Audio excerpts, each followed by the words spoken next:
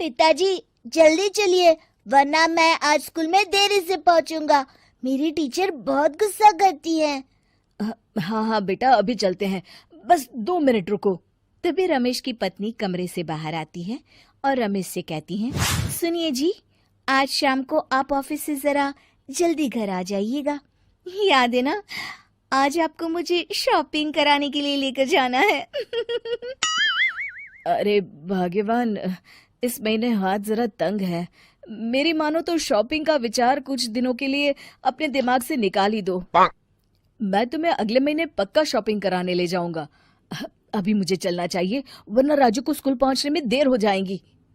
देखिए जी, अब आपके ये बहाने पुराने हो चुके हैं। मैं कुछ नहीं जानती। आज शाम को मुझे शॉपिंग करने जाना है, मतलब जाना है। आगे आपकी मर्जी। अच्छा ठीक है भाग्यवान, अब तुम पूरा घर सर पर मत उठाओ, मैं कुछ करता हूँ। इतना कहकर रमेश अपने बेटे राजू को लेकर वहां से चला जाता है। घर से निकलने के लिए रमेश जैसे ही अपनी मोटरसाइकिल शुरू करता है, तभी उसकी माँ उसे आवाज देकर कहती है, अरे रमेश, आज शाम को मुझे कुछ पैसे दे देना। याद है ना, मैंने तुझसे कहा था कि मुझे मंदिर में चढ़ावा चढ़ाना है। अरे माँ, मेरी तनख्वाह आने में अभी 10 दिन बचे हैं। अभी मेरे पास बिल्कुल पैसे नहीं है। हाँ, मेरी तनख्वाह मिलते ही मैं तुम्हें पैसे दे दूंगा। रमेश की माँ चिढ़कर कहती हैं, अरे तेरा दिमाग तो खराब नहीं हो गया? मैंने तेरे भरोसे मंदिर के पुजारी जी से वादा कर दिया है और तू कह रहा है कि पैसे नहीं है। अब मैं पुजारी जी को क्या जवाब दूंगी? तुझे तो मेरी इज्जत की भी कुछ परवाह नहीं है। अच्छा ठीक है माँ, अब तुम गुस्सा मत करो, मैं शाम तक कुछ इंतजाम करता हूँ। इतना कहकर रमेश वहां से चला जाता है। फिर दोपहर को जब रमेश अपने दफ्तर में बैठा होता है, तब उसे अपनी पत्नी और माँ की बातें याद आती हैं। रमेश अपने दफ्तर के एक साथी मोहन से कुछ रुपए उधार मांगता है। अरे भाई मोहन, मेरा एक छोटा सा काम कर दो, मुझे कुछ रुपयों की सख्त जरूरत है। मुझे कुछ दिनों के लिए क्या तुम रुपए उधार दे सकते हो? अरे रमेश भाई, मैं तुम्हें पैसे उधार तो दे सकता हूँ, लेकिन मुझे वक्त पर पैसे लौटा देना। वैसे भी मेरा मानना है कि दोस्ती यारी में कभी पैसों का व्यवहार नहीं करना चाहिए। ये कहावत तो तुमने सुनी ही होगी कि उधार प्रेम की कैंची है। मैं नहीं चाहता कि पैसों को लेकर हमारा रिश्ता खराब हो। अरे मोहन, तुम बिल्कुल चिंता मत करो, मैं तुम्हारे पैसे वक्त पर लौटा दूंगा। फिर मोहन रमेश को पैसे दे देता है। शाम को घर आकर रमेश कुछ पैसे अपनी माँ को देता है और साथ ही अपनी पत्नी को भी शॉपिंग कराने बाजार लेकर जाता है। रमेश की पत्नी और उसकी माँ का स्वभाव जरूरत से ज्यादा खर्चीला होने के कारण दोनों हमेशा बेवजह पैसे खर्च करती हैं। फिर एक दिन, सुनिए जी, अगले हफ्ते हमने छुट्टियों में कहीं बाहर जाने का प्लान बनाया था। आपने पैसों का इंतजाम कर लिया ना?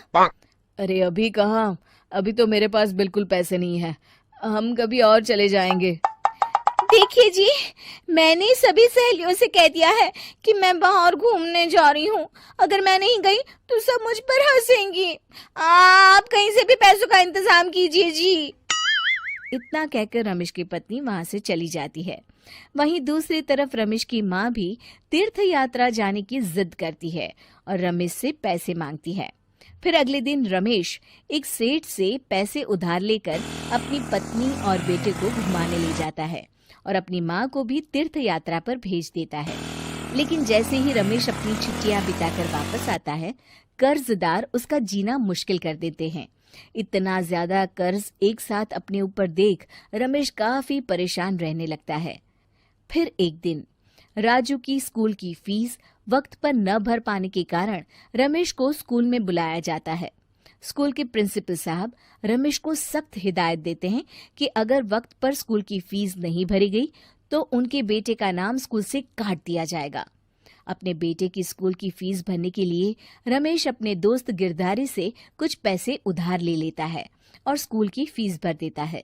रमेश की माँ और उसकी पत्नी खर्चे और घर की जिम्मेदारी संभालते संभालते धीरे धीरे रमेश पूरी तरह कर्ज में डूब जाता है और तभी एक दिन दफ्तर में काम करते समय रमेश की तबीयत अचानक बिगड़ जाती है और वो बेहोश होकर गिर पड़ता है। उसे जल्दी से पास के एक अस्पताल में भर्ती कराया जाता है। रमेश के घर वालों को ये बात पता चल जाती है तो वे सभी अस्पताल पहुंचते हैं।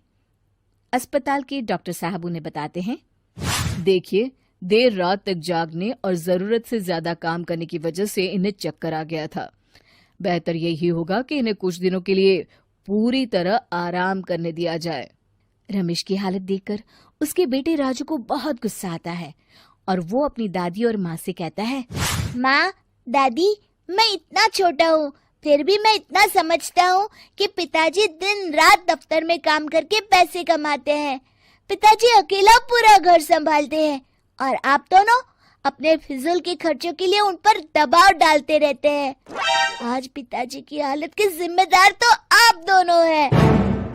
राजू की समझदारी भरी बातें सुनकर रमेश की माँ और पत्नी को अपनी गलती का एहसास होता है और दोनों की आंखों में आंसू आ जाते हैं। फिर कुछ दिनों के बाद रमेश की तबीयत एकदम अच्छी हो जाती है और वो पहले की तरह अपने काम पर जाने लगता है। रमेश की माँ और पत्नी अब उसे किसी प्रकार की कोई तकलीफ नहीं देते और ना ही उससे किसी चीज की मांग करते हैं। फिर देखते ही देखते रमेश अपने कर्ज के सारे पैसे चुका देता है। उसकी जिंदगी पहले की तरह अच्छी हो जाती है और वो अपने परिवार के साथ खुशी खुशी रहने लगता है। शिक्षा, हमारे रिश्ते एक तराजू की तरह होते हैं जिसकी दोनों ओर जिम्मेदारी और समझदारी का वजन बराबर होना चाहिए।